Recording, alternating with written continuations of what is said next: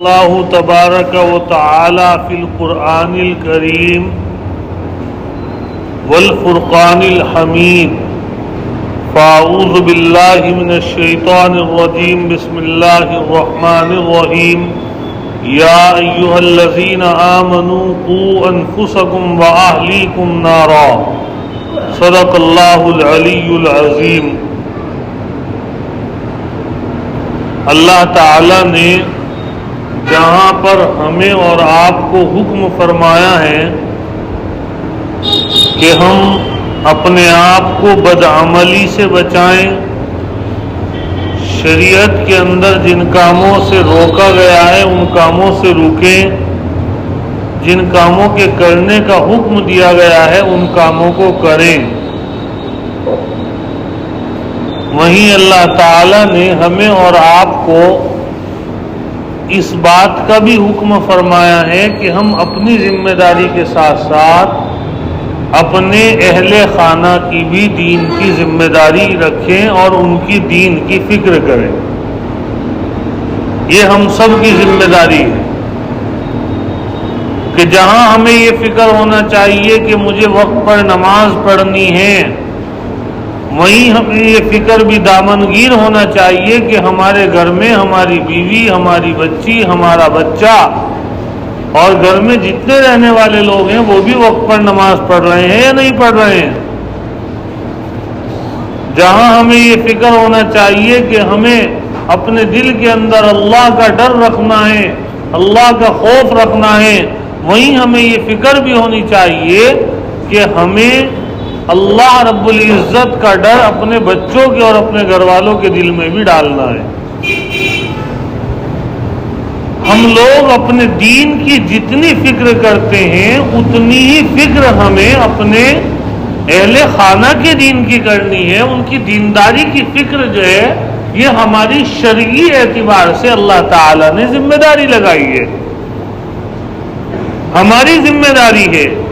یہی وجہ ہے کہ ہمارے آقا حضرت نبی کریم صلی اللہ علیہ وسلم نے ارشاد فرمایا کہ تم میں سے ہر شخص ذمہ دار ہے، ہر شخص نگراں ہے، ہر شخص سے اس کے اہل تعلق اور اس کے ماتحت لوگوں کے بارے میں سوال کیا جائے گا کہ اس نے اپنے تعلق والوں میں، اپنے ماتحت لوگوں میں، اپنے گھر والوں میں، اپنے اہل خانہ کے بارے میں، اپنے بچوں کے بارے میں دین کی کیا فکر کی ہے اور ان کے لیے کیا اسباب تیار فرمائے اور ان کا کیا نظم قائم کیا دین کے اعتبار سے۔ یہ فکر ہم سب کے ذہنوں پر سوار رہنی چاہیے کہ میں تو اللہ کا قرب حاصل کروں ہی، لیکن میرے ساتھ ساتھ کسی نہ کسی طریقے سے میرے تعلق والے، میرے ماتحت کام کرنے والے، میرے ماتحت رہنے والے، میری بیوی، میرے بچے، میرے جو ہے رشتہ دار، میرے اعزاء اقارب، میرے دوست احباب، وہ کس طریقے سے راہ راست پر آ جائیں، صراط مستقیم پر آ جائیں، اللہ تعالی کے حکموں کو ماننے والے بن جائیں، کس طریقے سے حضرت نبی علیہ الصلاۃ والسلام کی سنتوں پہ وہ عمل کرنے والے بن جائیں، یہ ہماری شرعی اعتبار سے ذمہ داری ہے۔ یہی وجہ ہے اللہ رب العزت نے سابق انبیاء علیہم الصلاۃ والسلام کے تعلق سے قرآن کریم کے اندر یہ ذکر فرمایا، خاص طور سے حضرت یعقوب علیہ الصلاۃ والسلام جلیل القدر نبی ہیں۔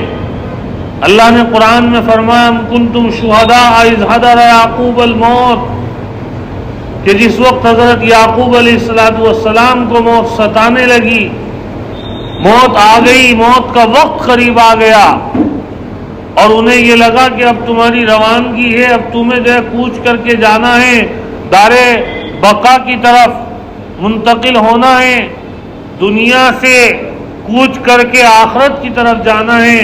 تو ایسے وقت میں انہوں نے اپنی سب اولاد کی فکر کی۔ ہمارے میں اور انبیاء میں یہ فرق ہوتا ہے، ہمیں اپنے جاتے وقت فکر دامنگیر رہتی ہے کہ یہ میں نے جو مال جمع کیا ہے، یہ جو میں نے بڑی محنت سے کاروبار بنایا ہے، یہ جو بڑی محنت سے میں نے دنیا کمائی ہے، یہ جو بڑی محنت سے بڑی پراپرٹی کری ہے، اس بڑی پراپرٹی کا کیا ہوگا؟ اس مال کا کیا ہوگا؟ اس دولت کا کیا بنے گا؟ ان بڑے بڑے کارخانوں اور فیکٹریوں کا کیا بنے گا؟ ان باغات کا اور کھیتیوں کا کیا بنے گا؟ ہم اپنے بچوں کے بارے میں اس چیز کی فکر کرتے ہیں کیونکہ ہمارے دل کے اندر دنیا بسی ہوئی ہے، ہم نے محبت دنیا سے کی ہے، ہمارا تعلق دنیا سے ہے، اس لیے ہم سب اس کی فکر میں لگے رہتے ہیں۔ اور انبیاء علیہم السلام کو اس بات کا علم ہے، وہ اچھی طرح جانتے ہیں، سمجھتے ہیں، پہچانتے ہیں کہ ساری دنیا اگر ان کے قدموں میں آ کر گر جائے تب بھی اس کی طرف ذرہ برابر توجہ نہیں، کیونکہ انہیں پتا ہے کہ اللہ کے یہاں یہ دنیا کام آنے والی نہیں ہے، یہ دنیا دھوکے کا گھر ہے، یہ دنیا کا مال و دولت سب یہیں ختم ہو جائے گا، یہ دنیا کی عیش و عشرت سب یہیں ختم ہو جائے گی، یہ دنیا کی راحت کے سامان سب یہیں ختم ہو جائیں گے، یہ دنیا کا مال و متاع سب یہیں پڑا رہ جائے گا۔ اگر کوئی چیز ہمارے ساتھ جائے گی، ہمارے کام آئے گی، کوئی چیز ہماری اگلی زندگی سنوار سکتی ہے، کوئی چیز ہماری اگلی زندگی سکون اور اطمینان والی بنا سکتی ہے، کوئی چیز ہمارے لیے کام آنے والی ہے، وہ کیا ہے؟ وہ ہمارا دین ہے۔ اسی لیے اللہ تعالیٰ نے قرآن کریم میں فرمایا کہ حضرت یعقوب علیہ السلام کی موت کا وقت جب قریب آیا تو انہیں سب سے پہلے ان کے دین کی فکر ہوئی، اپنے بچوں کے دین کی فکر ہوئی، اور انہوں نے اپنے بچوں کو بلا کر معلوم کیا اذ قال لبنیہ ما تعبدون من بعدی، اپنے بچوں کو بلایا اور بلا کر یہ معلوم کیا کہ اے میرے بچوں، اے میری اولاد، اے میرے لخت جگر، اے میرے منظور نظرو، ذرا مجھے یہ بتلاؤ کہ تب میں چلا جاؤں گا، اس دنیا کو چھوڑ جاؤں گا، میری موت کا وقت قریب ہے، مجھے جو ہے دفنا دیا جائے گا اور مجھے اللہ کے پاس پہنچا دیا جائے گا، تم میرے مرنے کے بعد کس کی عبادت کرو گے؟ کہیں ایسا تو نہیں خدا نہ خواستہ کہ تم جو ہے کفر میں شامل ہو جاؤ، کہیں ایسا تو نہیں خدا نہ خواستہ تم اللہ کے حکموں کو بھول جاؤ، کہیں ایسا تو نہیں خدا نہ خواستہ اللہ کے راستے کو تم چھوڑ دو، کہیں ایسا تو نہیں خدا نہ خواستہ تم غیر اللہ کی پرستش اور پوجا کرنے لگو؟ ذرا مجھے یہ بتلاؤ تاکہ مجھے یہ لگے کہ میں نے زندگی کے اندر جن بچوں کو پالا ہے، جن بچوں کو بڑا کیا ہے، جن بچوں کے ساتھ محنتیں کی ہیں، جن بچوں کے ساتھ مشقتیں برداشت کی ہیں، جو میرے لخت جگر ہیں، نور نظر ہیں، کہیں ایسا تو نہیں کہ میری محنت اکارت ہو گئی، میری محنت ضائع ہو گئی؟ مجھے بتلاؤ کس کی عبادت کرو گے تم؟ سب نے بیک زباں ہو کر کہا قالوا نعبد الہک و الہ آبائک ابراہیم و اسماعیل و اسحاق الہ واحدا ونحن لہ مسلمون۔ سب نے کہا کہ حضرت آپ نے اپنی زندگی کا ہر حصہ ہمارے لیے اس بات پر خرچ کیا ہے کہ ہمارا رب ایک ہے، ہم اللہ کی عبادت کریں، اللہ کے ساتھ کسی کو ذات میں صفات میں شریک نہ کریں، اللہ کے ساتھ کسی کو ساجی نہ بنائیں، اللہ کا نہ کوئی مثل ہے نہ کوئی مثال ہے، اللہ کا نہ کوئی ثانی ہے، اللہ کے جیسا کوئی نہیں ہے، اللہ اکیلے ہیں، وحدہ لا شریک ہیں، ان کی کوئی مثال نہیں ہے، وہ اکیلے ہیں۔ ابا جان آپ بے فکر رہیں، ہم اللہ کی عبادت کریں گے، اللہ کی پرستش کریں گے، اللہ کی پوجا کریں گے، اللہ کے علاوہ یہ سر ہم کسی کے آگے نہیں جھکائیں گے۔ تب جا کر حضرت یعقوب علیہ السلام کا کلیجہ ٹھنڈا ہوا، دل کو اطمینان ملی، ذہن کو سکون نصیب ہوا کہ ہاں میرے بچے صحیح راہ پر ہیں، صحیح روش پر ہیں، صحیح طریقے پر ہیں، صحیح کام پر ہیں اور صحیح نہج پر ہیں، ان کا مقصد صحیح ہے، ان کا مقصد صرف ایک ہے، وہ اللہ کی ذات ہے۔ آج ہم اپنی زندگی کے اندر اپنے بچوں کے کاروبار کی بڑی فکر کرتے ہیں، کرنی چاہیے۔ اپنے بچوں کے اچھے مکان کی فکر کرتے ہیں، کرنی چاہیے، اپنے بچوں کے اچھے رشتوں کی فکر کرتے ہیں، کرنی چاہیے، لیکن ان تمام چیزوں سے زیادہ ضروری جس چیز کی ہمیں فکر کرنی ہے وہ ان کے دین کی فکر کرنی ہے۔ کہیں خدا نخواستہ ہماری نسلوں کے اندر کوئی ایسا پیدا نہ ہو جائے جو اللہ رب العزت کے بتائے ہوئے راستے سے ہٹ جائے۔ انبیاء علیہ السلام اپنی اولاد اور نسلوں کے لیے یہ دعا کرتے تھے۔ حضرت ابراہیم علیہ السلام کے بارے میں قرآن کریم کے اندر اللہ تعالی نے ارشاد فرمایا کہ جب ہم نے ابراہیم علیہ السلام کو آزمایا، ان کا امتحان لیا اور وہ اس امتحان کے اندر کھرے اترے، تو ہم نے اس امتحان کی کامیابی کے لیے ہم نے ان کو کہا کہ ہم آپ کو لوگوں کا امام بنائیں گے، ہم آپ کو انعام دے رہے ہیں، ہم آپ کو اپنا خلیل بنائیں گے۔ قرآن کریم میں اللہ نے ارشاد فرمایا وَإِذِ ابْتَلَىٰ إِبْرَاهِيمَ رَبُّهُ بِكَلِمَاتٍ فَأَتَمَّهُنَّ قَالَ إِنِّي جَاعِلُكَ لِلنَّاسِ إِمَامًا۔ جب حضرت ابراہیم علیہ السلام نے دیکھا کہ اللہ فرما رہے ہیں کہ ہم آپ کو امام بنائیں گے، اللہ نے قرآن میں ان کا ذکر کیا کہ ابراہیم علیہ السلام نے دیکھا رحمت متوجہ ہو رہی ہے، کیوں نہ اس رحمت کو اپنی اولاد کے لیے بھی مانگ لیا جائے۔ فوراً کہہ بیٹھے وَمِن ذُرِّيَّتِي، اللہ جس طرح مجھے امام بنائیں گے آپ، کیا میری اولاد میں سے بھی آپ کو امام بنائیں گے؟ تو یہ دیکھیے آپ، انبیاء علیہ السلام کو اپنی اولاد کی فکر ہے، ان کے دین کی فکر ہے، وہ کسی طرح اللہ کی جو رحمت متوجہ ہوتی ہے اس رحمت کا حصہ بن جائیں۔ انبیاء علیہ السلام کو اس بات کی فکر رہتی تھی۔ حضرت ابراہیم علیہ السلام کی دعا ہے، قرآن کریم میں اللہ نے ذکر فرمایا۔ ایک حدیث ہے، نبی علیہ السلام نے فرمایا لِكُلِّ نَبِيٍّ دَعْوَةٌ مُسْتَجَابَةٌ، کہ جتنے نبی دنیا میں آتے ہیں ان نبی کو ایک دعا خصوصی طور پہ دی جاتی ہے، خصوصی طور پہ۔ ایسے تو نبیوں کی ساری دعائیں خصوصی ہوتی ہیں، لیکن ایک ایسی دی جاتی ہے کہ ان کو کہا جاتا ہے کہ یہ تو آپ کے لیے ایک انعام ہے ہمارا، آپ یہ کسی بھی ٹائم مانگ سکتے ہو۔ قرآن کریم میں کچھ نبیوں کی دعاؤں کا ذکر ہے۔ حضرت سلیمان علیہ السلام جب تشریف لائے ان کو بھی اللہ نے کہا کہ ایک دعا ہے اسپیشل، انہوں نے تو ایسی دعا کر دی، ایسی دعا کسی نبی نے کی نہیں۔ انہوں نے کہا رب ہب لی ملکا لا ينبغی لأحد من بعدی انک انت الوہاب، اے اللہ مجھے ایسی بادشاہت دے دے کہ میرے بعد بھی کسی کو وہ بادشاہت نصیب نہ ہو۔ انہوں نے یہ دعا کہ اللہ نے انہیں ایسی بادشاہت دی۔ وعلمنا منطق الطیر، پرندوں کی گفتگو وہ جانتے تھے۔ اللہ تعالیٰ نے جو ہے مسخرات بامری، ہواؤں کو ان کے حکم کے تابع کر دیا تھا، جناتوں پر ان کی حکومت، انسانوں پر ان کی حکومت، چرند پرند درند پر ان کی حکومت۔ حضرت ابراہیم علیہ السلام آئے، انہیں بھی اللہ نے دعا دی۔ انہوں نے دعا جو کی، انہوں نے یہ کہا کہ اللہ میری اولاد میں ایک ایسا نبی بھیج جو نبی کتاب کو پڑھ پڑھ کر سنائے، اس کی تعلیم کرے، اس کا تزکیہ کرے، ایسا نبی بھیج۔ اللہ نے ان کی اولاد کے تعلق سے حضرت ابراہیم کی دعا قبول فرمائی کہ نبی علیہ السلام کو حضرت ابراہیم کی دعا کی برکت سے حضرت ابراہیم کی نسل میں پیدا فرمایا گیا۔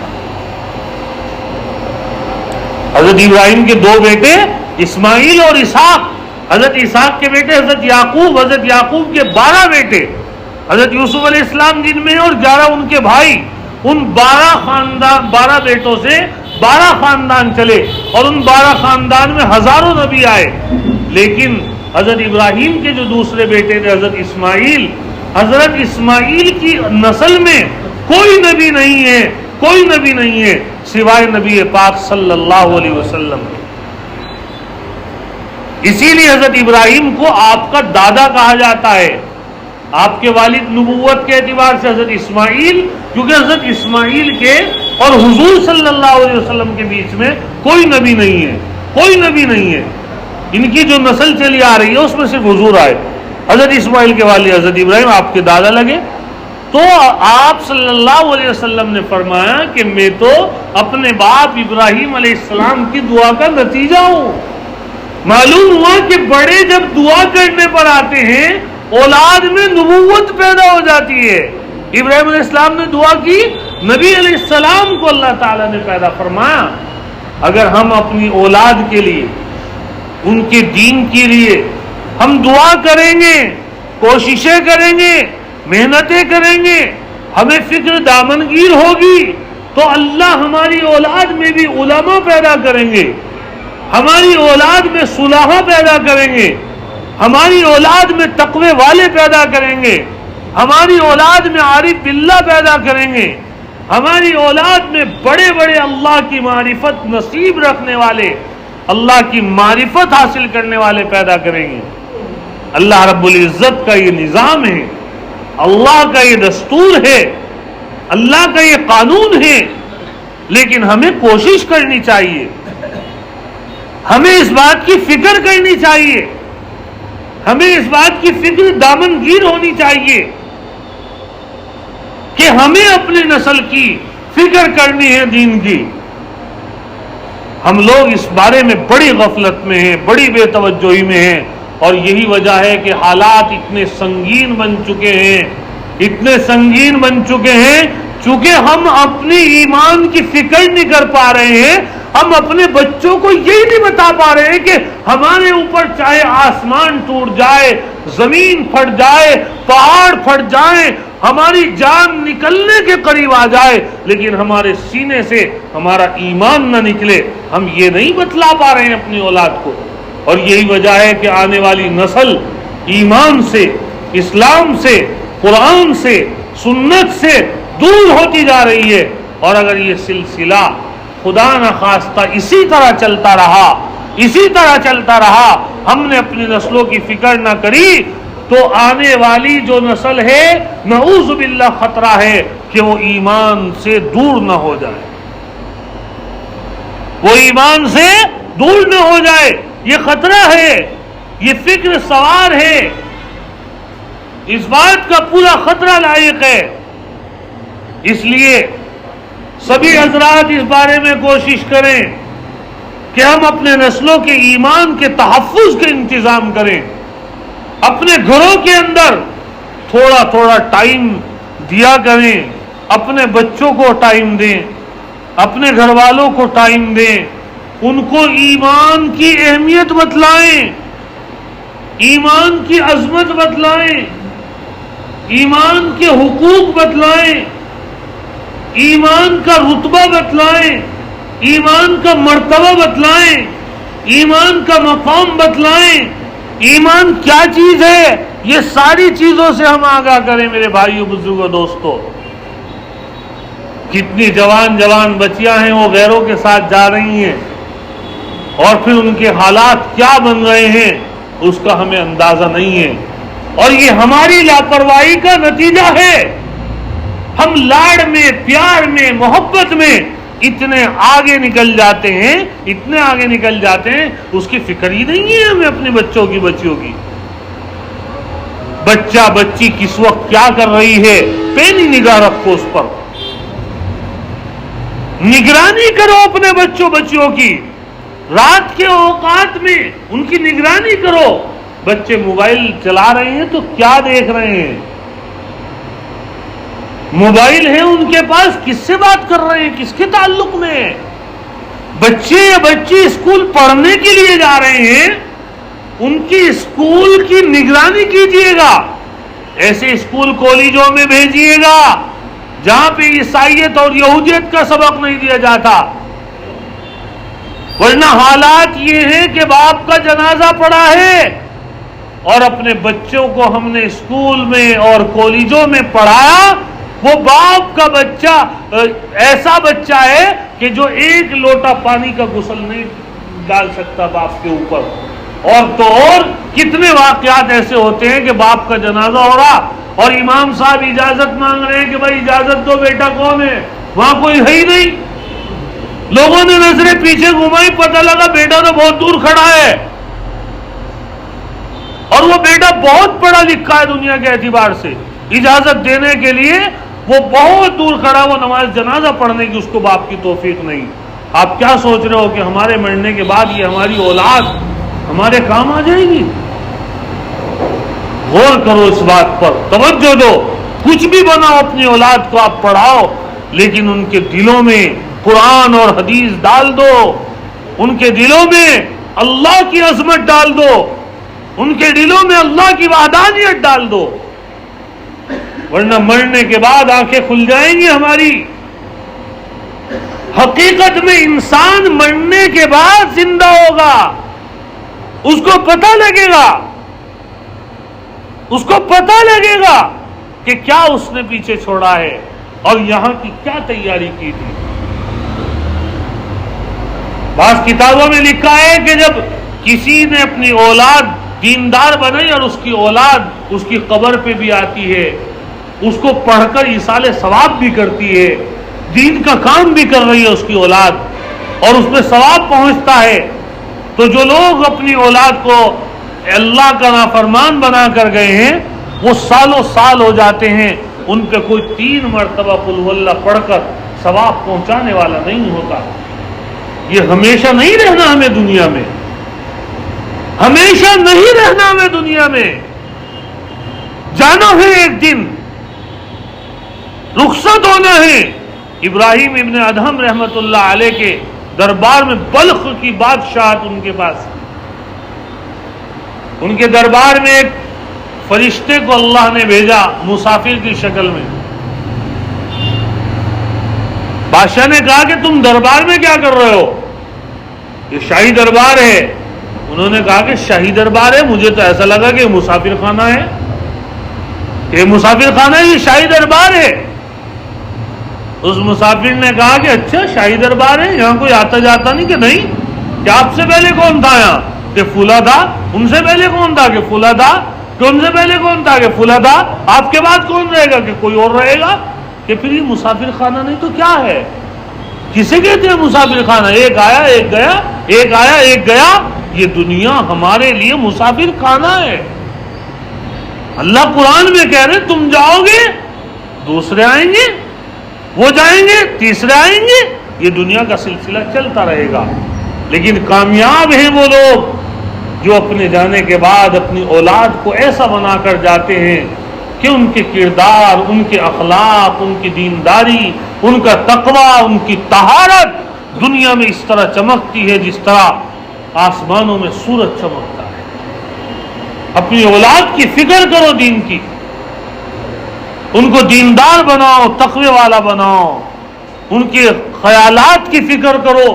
جوان بچے ہیں وہ ذہنی طور پر یہودی بن چکے ہیں.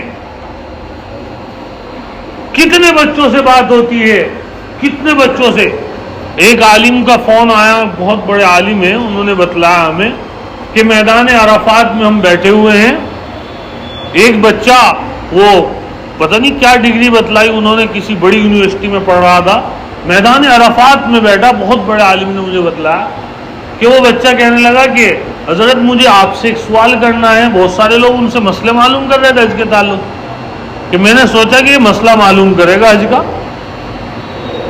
میں نے کہا بھائی کرو، کیا ہے سوال آپ کا؟ تو کہنے لگا حضرت میرا سوال یہ ہے کہ اللہ کو نبی علیہ السلام ہی ملے تھے نبی بنانے کے لیے، کوئی اور نبی نہیں ملا اللہ کو نبی بنانے کے لیے. کہاں بیٹھا ہے؟ میدان عرفات میں. کون سا دن ہے سب سے افضل دن؟ کیا مقام ہے اور کیا سوال کر رہا ہے؟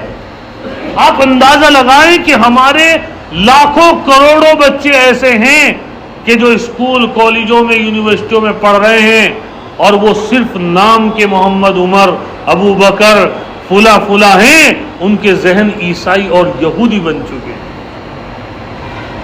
ان کے ذہن عیسائی یہودی بن چکے ہیں. انہیں اسلام پسند نہیں آتا، وہ اسلام کے اندر تجدد چاہتے ہیں کہ نیا اسلام بنے، نیا اسلام، نیا دین بنے. اسلام کے اندر یہ کیا ہے، 3 طلاق کیا ہے، اسلام کے اندر حلالہ کیا ہے، اسلام کے اندر جو ہے یہ کیا چیز ہے. ہزاروں ایسے پیچیدہ مسائل پر جن میں صرف نہ سمجھی کی وجہ سے اعتراضات ہوتے ہیں، اعتراض کرتے ہیں نہ سمجھی کی وجہ سے. 3 طلاق کے مسئلے کو ہر ایک آدمی سمجھ لے گا حلالے کی کیا حکمت ہے، کیا ہے حلالہ کسے کہتے ہیں، میراث میں کس کا کیا حصہ ہے، شریعت کا کیا قانون ہے، اس کو سمجھتے نہیں، قرآن اور حدیث کو پڑھتے نہیں، بس ایک نے کسی نے کہہ دیا کہ یہ کیا چیز ہے، یہودی اور عیسائیت والے ذہن بن گئے، کیونکہ یہودیت اور عیسائیت کی جو مشینریاں ہیں ان کا ٹارگیٹ یہ ہے کہ مسلم نوجوان طبقہ جو پڑھا لکھا طبقہ ہے ان کے ذہنوں میں کیا کرنا ہے، ان کو ایمان سے نہیں ہٹانا، ان کو اسلام کی تعلیمات کے بارے میں شک میں ڈال دو، اسلام کے بارے میں انہیں شک میں ڈال دو کہ اسلام کے اندر یہ ہے، اسلام میں یہ ہے، کچھ موٹے موٹے مسائل اٹھاؤ اور ان کو شک میں ڈال دو، ایٹومیٹک ان کا دین اور ایمان خراب ہو جائے گا۔ ان بچوں کی ہمیں فکر کرنی ہے۔ اللہ رب العزت ہمیں عمل کی توفیق عطا فرمائے۔ وآخر دعوانا ان الحمد للہ رب العالمین۔